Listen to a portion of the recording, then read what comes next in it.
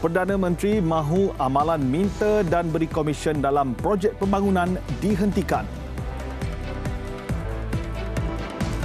Tan Sri Mohamad Asfiah Awang Nasar angkat sumpah pemangku yang di-Pertua Negeri Sarawak petang ini.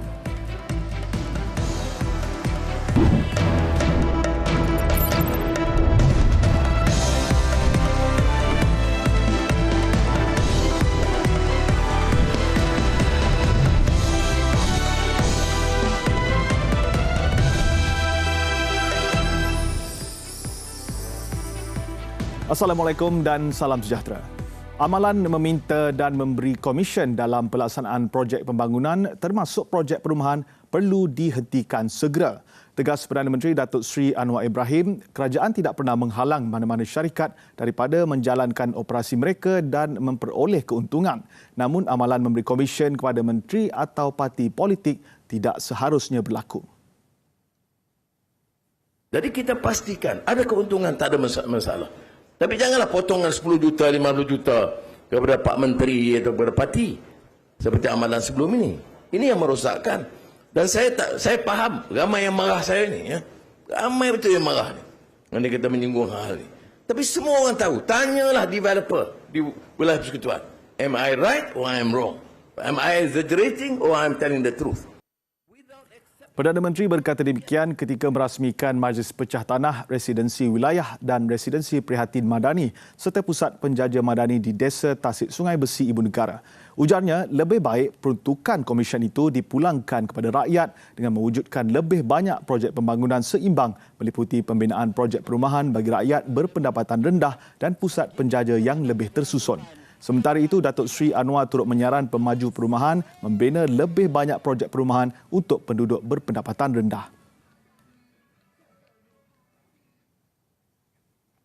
Speaker Dewan Undangan Negeri DUN Sarawak Tan Sri Mohamad Asfiah Awang Nasar bakal dilantik memangku jawatan yang di-Pertua Negeri Sarawak. Upacara mengangkat sumpah jawatan itu dijangka berlangsung jam 4 petang ini di Astana Negeri Kuching. Difahamkan pemangku jawatan Ketua Negeri itu dilantik susulan Tun Abdul Taib Mahmud melanjutkan tempoh percutiannya di luar negara. Tun Abdul Taib sebelum ini dilapor sepatutnya pulang ke tanah air 15 Ogos lalu selepas menjalani prosedur kesihatan dan bercuti. Tan Sri Mohamad Asfiah, 75 tahun, pernah dilantik sebagai pemangku yang di-Pertua Negeri pada 1 Disember 2019 hingga 11 Januari 2020. Sejak 2002, beliau dilantik pengerusi tetap Parti PBB Sarawak dan pengerusi jawatan kuasa Perlembagaan Parti PBB Sarawak. Beliau dilantik timbalan Speaker DUN pada 1995 hingga 2000 sebelum menjawat Speaker DUN Sarawak bermula Januari 2000.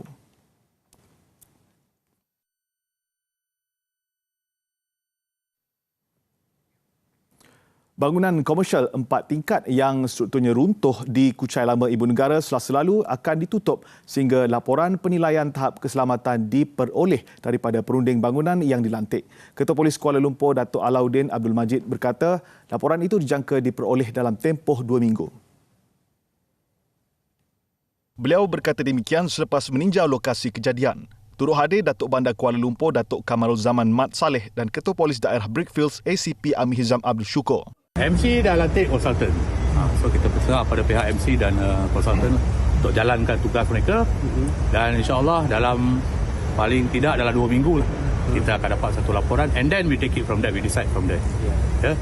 We can't decide anything now. Katanya pihaknya akan meneruskan pemantauan di kawasan bangunan itu bagi memastikan tiada kejadian tidak diingini berlaku.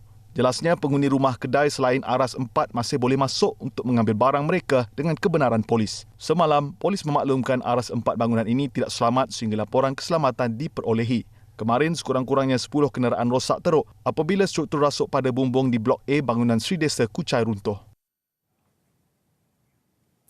Kerajaan komited untuk menjalin lebih banyak perkongsian merentasi sektor awam serta swasta dalam usaha memerangi jenayah cyber.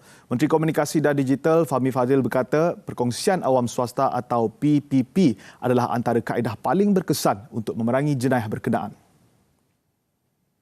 Jelasnya, PPP satu daripada kaedahnya kerana ia terbentuk daripada platform sinergi dan neutral di mana pemain industri keselamatan cyber serta kerajaan boleh bekerjasama rapat sekaligus memperkasa tindak balas yang lebih pantas terhadap serangan cyber. Fahmi juga berkata keselamatan cyber akan terus menjadi asas dan prasyarat kritikal untuk kehebatan ekonomi digital Malaysia. Menurutnya, semua pihak perlu menyepadukan keselamatan cyber ke dalam fabrik kesemua inovasi dan memastikan langkah keselamatan bukanlah sesuatu yang difikirkan kemudian.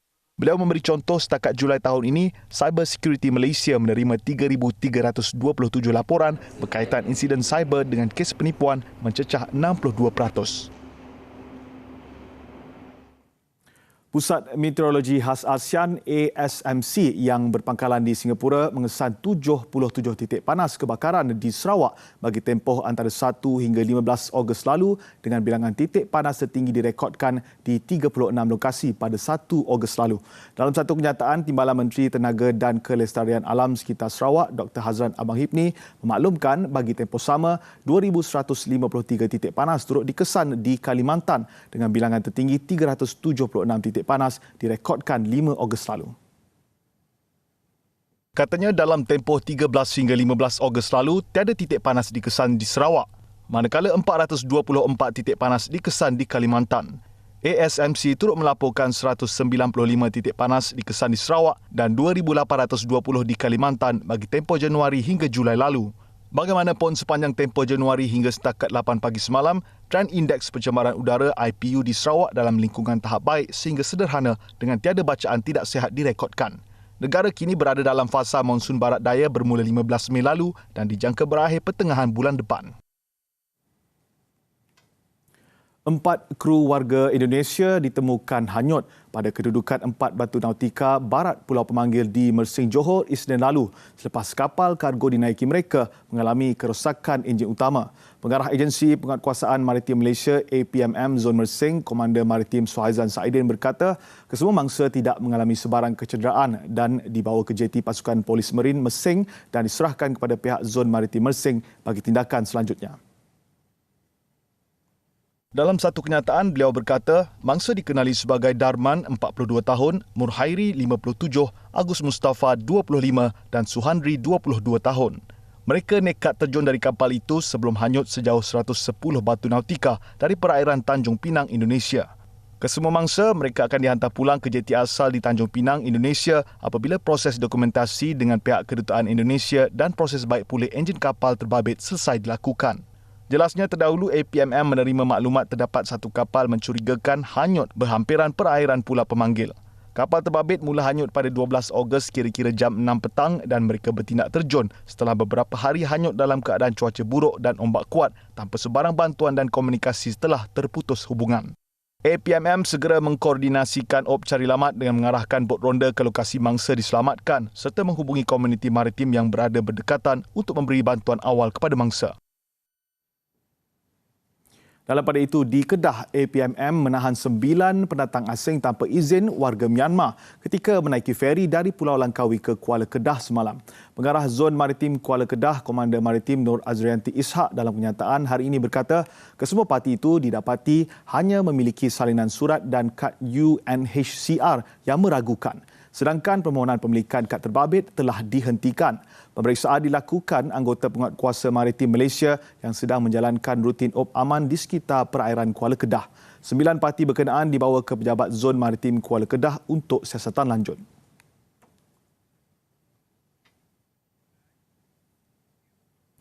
3 pekerja kontrak termasuk 2 beradik didakwa di Mahkamah Session Johor Bahru atas pertuduhan merogol seorang remaja perempuan berusia 15 tahun awal bulan ini. Ketiga-tiga tertuduh berusia 18 hingga 22 tahun bagaimanapun mengaku tidak bersalah sebaik pertuduhan dibacakan secara berasingan di hadapan Hakim Siti Noraida Sulaiman. Tertuduh Najib Hashim 22 tahun dan adiknya Muhammad Nazim 18 tahun didakwa merogol bangsa di dalam sebuah kereta di tepi Jalan Bandar Baru Uda, Johor Bahru jam 9 malam 4 Ogos lalu. Manakala rakan mereka Muhammad Rizwan 18 tahun pula didakwa atas 2 tuduhan merogol mangsa sama di sebuah rumah di Bandar Baru Uda masing-masing pada jam 9 malam pada 5 Ogos dan jam 10 malam keesokan harinya. Pendakwaan mengikut Seksyen 376-1 Kanun Keseksaan. Sabit kesalahan boleh dipenjara maksimum 20 tahun dan sebatan. Mahkamah kemudian membenarkan Najib dan Muhammad Nazim diikat jamin RM15,000 dengan seorang penjamin. Manakala Muhammad Rizwan pula diikat jamin RM24,000 bagi 2 pertuduhan dengan seorang penjamin. Semua tertuduh perlu melapor diri di Balai Polis berhampiran setiap bulan dan menyerahkan pasport kepada mahkamah. 18 Oktober tarikh sebutan semula kes.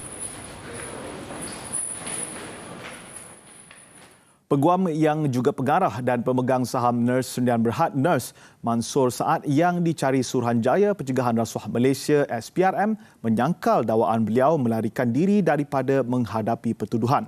Dalam satu kenyataan, Mansor mendakwa beliau bukan seorang pelarian dan tidak melarikan diri serta sudah memberikan kerjasama kepada SPRM yang mengetahui keberadaannya. Katanya tindakan beliau keluar dari Malaysia dibuat secara sah atas urusan perniagaan, namun alasan itu digunakan terhadapnya sebagai isyarat beliau bersalah. Pegawai penyiasat SPRM turut mengesannya pulang ke tanah air dengan segera ketika kemuncak kempen politik Pilihan Raya Negeri PRN, namun beliau mempunyai urusan yang belum selesai. Dakwanya keengganan beliau untuk pulang ke tanah air sebelum PRN menyebabkan akaun peribadi beliau dan isteri dibekukan tanpa sebarang notis. Katanya dakwaan beliau tidak dapat dihubungi juga tidak benar dan pegawai penyiasat yang mengendalikan siasatan mengetahui keberadaannya. Jelasnya beliau dikaitkan dengan secara tidak sah kerana mempunyai urusan perniagaan dengan menantu bekas Perdana Menteri Tan Sri Muhyiddin Yassin iaitu Datuk Seri Muhammad Adlan Borhan. Berdasarkan rekod, Datuk Seri Muhammad Adlan dan Mansor meninggalkan Malaysia masing-masing pada 17 Mei dan 21 Mei lalu dan tiada rekod kembali ke tanah air. Sebelum ini, SPRM mengeluarkan kenyataan mengesan kedua-dua individu ini bagi membantu siasatan kes penyelewengan projek pendaftaran, pengambilan dan penyimpanan biometrik pekerja asing bagi sebuah kementerian. Di sebalik pemerkasaan inovasi adalah usaha demi kesejahteraan.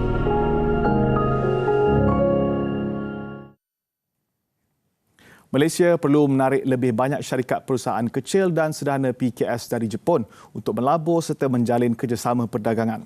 Naib Presiden Persatuan Ekonomi Malaysia Jepun, Datuk Seri Muhammad Iqbal Rother berkata, PKS Jepun bukan sahaja bernilai tinggi, malah menjadi pembekal kepada syarikat-syarikat besar negara itu. Jika Malaysia berjaya menarik PKS Jepun untuk menjalin kerjasama dengan syarikat PKS tempatan, katanya ia akan meningkatkan kapasiti ekonomi kedua-dua negara. Syarikat Jepun sudah lama berlabur di Malaysia dan menjalin jalinan kerjasama perdagangan yang kukuh. Ini membolehkan negara menikmati aliran masuk pelaburan yang sangat baik sejak 1977. Bagaimanapun pelaburan dari negara itu berkurangan sejak kebelakangan ini disebabkan pelbagai faktor. Penambahan komitmen pelaburan dalam sektor ekonomi digital memberi isyarat jelas terhadap keyakinan pelabur dan prospek ekonomi digital yang kukuh di Malaysia. Profesor Ekonomi Yah Kim Leng berkata pertumbuhan sektor ini diunjur meningkat sehingga 8% pada separuh kedua tahun ini berikutan kenaikan pelaburan ekonomi digital sehingga 3 kali ganda. Sektor perkhidmatan, maklumat dan komunikasi serta e-dagang menyederhana bagi 2 tahun lalu berbanding sebelum pandemik. Minggu lalu, Menteri Komunikasi dan Digital Fahmi Fadzil berkata Malaysia memperoleh komitmen pelaburan sebanyak 5.2 bilion ringgit dalam sektor ekonomi digital dari China dan Singapura. Pelaburan dalam sektor ekonomi digital bagi separuh tahun pertama ini melonjak 3 kali ganda kepada 28.4 bilion ringgit berbanding tempoh sama tahun lalu.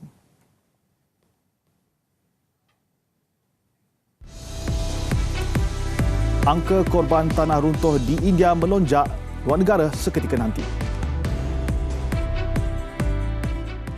6 keluarga cemas. 2 varian COVID-19 subsusul Galo dan Susulan rusuhan yang berlaku di pinggir kota Paris. Aliran trafik di beberapa lebuh raya utama di Lembaga Urus Air Selangor. lelaki berusia 3 tahun. Di sini semuanya bermula. Detik-detik yang boleh mengubah persepsi dunia dengan wajah dan suara yang baru. Memberi impak yang besar, tidak kira di depan atau di belakang kamera. Medium maklumat utama rakyat Malaysia. Paparan berita dalam dan luar negara yang pantas. Cekap bertindak bila-bila masa di mana jua berada. Padat, telus dan berwibawa. Berita menyeluruh dan pastinya yang terkini. Wajah dan suara baru di Buletin Utama. Pilihan nombor 1 rakyat Malaysia.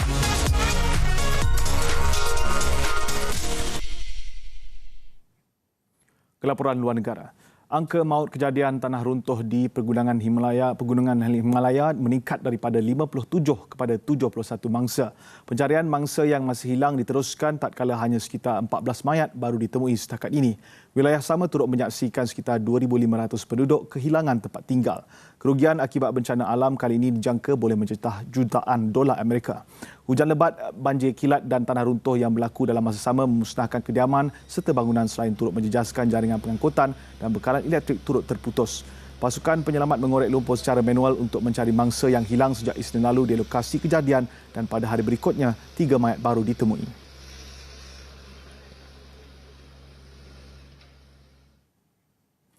Kekecohan tercetus di lebuh raya Buenos Aires apabila sebuah bas secara tiba-tiba terbakar sekaligus menyebabkan penumpangnya bertempiaran lari. Kebakaran yang berjaya dirakam kamera keselamatan itu dilaporkan berlaku di lebuh raya Paz. Kejadian menyaksikan api pantas membakar bas berkenaan selain merebak ke semua lorong lebuh raya akibat tumpahan minyak. Situasi itu akhirnya mengganggu lalu lintas hingga menghalang pergerakan kenderaan sepenuhnya. Siasatan awal mendapati kebakaran berpunca daripada masalah mekanikal pada bas terbabit. Api akhirnya berjaya dikawal bomba dan tiada kemalangan jiwa ataupun kecederaan dilaporkan setakat ini.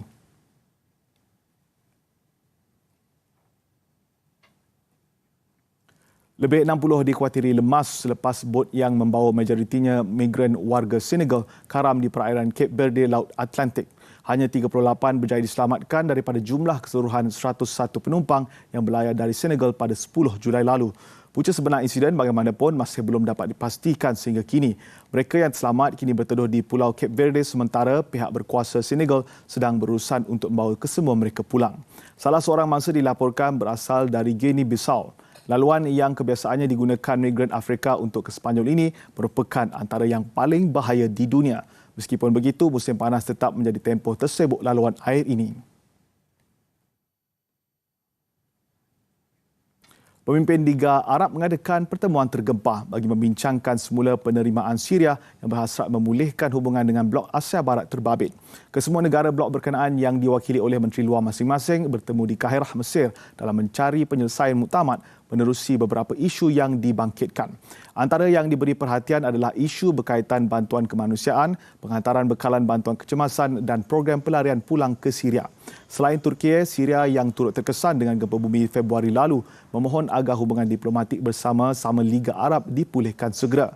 Tamsyik antara negara yang berdepan ancaman ekonomi antara yang terburuk sehingga nilai mata wang negara itu susut pada paras terendah dalam sejarah. Seorang kaki tangan British Museum dipecat setelah beberapa barangan dari koleksinya seperti perhiasan emas dan permata didapati hilang, dicuri maupun rosak. Museum itu antara salah satu yang paling banyak dikunjungi di dunia, maklumkan akan mengambil tindakan undang-undang ke atas individu terbabit selain turut melancarkan penilaian sistem keselamatan. Siasatan awal mendapati majoriti koleksi yang hilang adalah barangan kecil disimpan dalam stor, termasuk barang kemas, permata dan kaca dari abad ke-15 sebelum Masihi hingga abad ke-19 Masihi. Tiada antara barangan itu dipamerkan secara awam dan disimpan untuk tujuan akademik dan penyelidikan. Pengerusi muzium itu yang juga bekas Menteri Kewangan George Osborne memaklumkan pemegang amanah amat bimbang atas insiden kecurian yang mula berlaku awal tahun ini. Pengarah muzium dalam pada itu juga menegaskan kejadian sebegini adalah sangat luar biasa.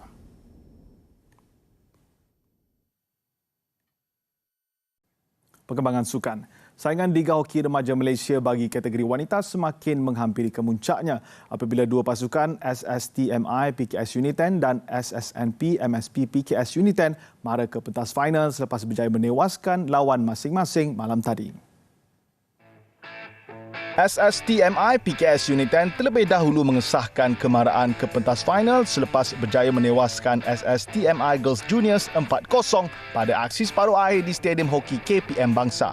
Sekalipun pertemuan kedua-dua pasukan itu bermula lewat susulan hujan lebat sebelum itu, tumpuan SSTMI PKS Unit 10 jelas berada di tahap tertinggi apabila membuka tirai jaringan seawal minit ketiga menerusi gol padang yang dihasilkan Nur Ashikin Shakirah Nur Hisham. Belum sempat SSTMI Girls Juniors bangkit memperkemas permainan, SSTMI PKS Unit 10 pantas menggandakan jaringan seminit berselang kali ini melalui gol padang Nur Ain Balkis Muhammad Syamsul. Minit ke-14, SSTMI PKS Unit 10 tambah selesa apabila Siti Nur Irdina Muhammad Noor menyempurnakan pukulan sudut penalti untuk kedudukan 3-0 sebelum tamat suku pertama. Tiada jaringan terhasil pada suku kedua, Nur Ashikin Shakirah sekali lagi tampil cemerlang dengan gol keempat pada suku ketiga sekaligus meranapkan impian SSTMI Girls Juniors untuk melakar kebangkitan di saat akhir. Kejayaan itu menyaksikan SSTMI PKS Uniten mara ke pentas final Sabtu ini, manakala SSTMI Girls Juniors akan beraksi di penentuan tempat ketiga dan keempat pada hari yang sama. Menanti SSTMI PKS Uniten di pentas final nanti adalah SSNP MSP PKS Uniten. Bagaimanapun, SSNP MSP PKS Uniten dipaksa bekerja keras sebelum mendudukkan Sekolah Sukan Kuala Lumpur 3-2 dalam satu lagi aksi separuh akhir. Sekolah Sukan Kuala Lumpur terlebih dahulu di depan menerusi pukulan sudut penalti yang disempurnakan Nur Alisa Muhammad Ali minit ke-26. Namun, SSNP MSP PKS Uniten berjaya menyamakan kedudukan 3 minit berselang melalui pukulan sudut penalti Nurul Syahilah Khairuddin. Bersambung suku ketiga, SSNP MSP PKS Uniten berjaya menambah 2 lagi jaringan hasil gol padang Nur Fatin Nusaha Suhaimi minit ke-36 dan Nurul Najihah Muhammad Syukur minit ke-38. Sekalipun Sekolah Sukan Kuala Lumpur merapatkan jurang menerusi gol padang Diana Sofia Syaharuddin pada minit ke-52, keputusan 3-2 kekal memihak SSNP MSP PKS Uniten sehingga tamat misal permainan. Aksi final Liga Hoki Remaja Malaysia kategori wanita akan berlangsung di Stadium Hoki Nasional Bukit Jalil Sabtu ini. Buletin 1.30 berakhir di sini. Sebelum berpisah, saksikan keunikan bongkar ais bunga yang mula memasuki pasaran di Jepun. Saya Maki Bin Lokman, salam hormat dan Assalamualaikum.